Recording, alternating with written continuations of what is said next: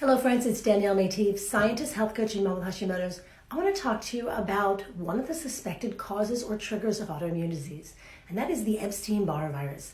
Now first I want to be clear, you have to have the predisposition for your body to be triggered into an autoimmune condition, but there's been some really interesting research over the last decade and a study that came out very recently that links Epstein Barr virus to certain autoimmune conditions. This is a study that was conducted at Harvard School for Public Health that showed, looking at a large database of Army personnel, that every single case that they looked at for multiple sclerosis, which is an autoimmune disease that affects the brain, was triggered by Epstein Barr virus.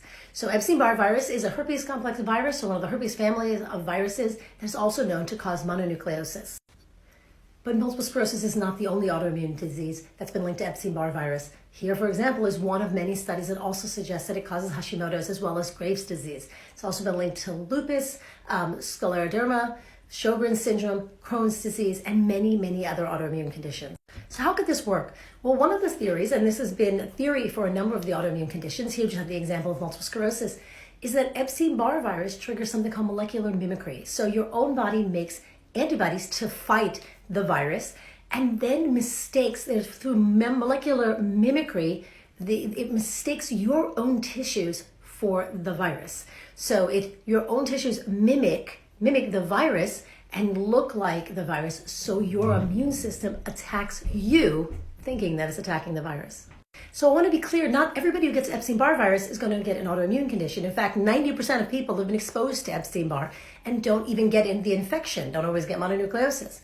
But the point is that Epstein-Barr can be one of the things that triggers people with the predisposition for a hypervigilant immune system to get an autoimmune disease. So you have to have something that you have to have the genetic predisposition, then something that triggers it, and then conditions that allow your immune system to get hyperactivated. That's usually a leaky gut. Also research done at the Harvard School for Public Health by Dr. Lesso Faisanu talks about the role of leaky gut in letting the bacteria and viruses and undigested food particles from our gut get through the gut wall, where they can then aggravate the immune system.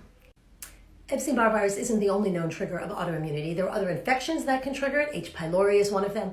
And there's also just other kinds of physical traumas. But one thing that's unique about Epstein-Barr is that it's what they call a reactivating virus. It doesn't go away. Just like if you have herpes and get cold sores, they'll go away, and then maybe years later you'll get another cold sore because the virus stays in your body even if it's not active.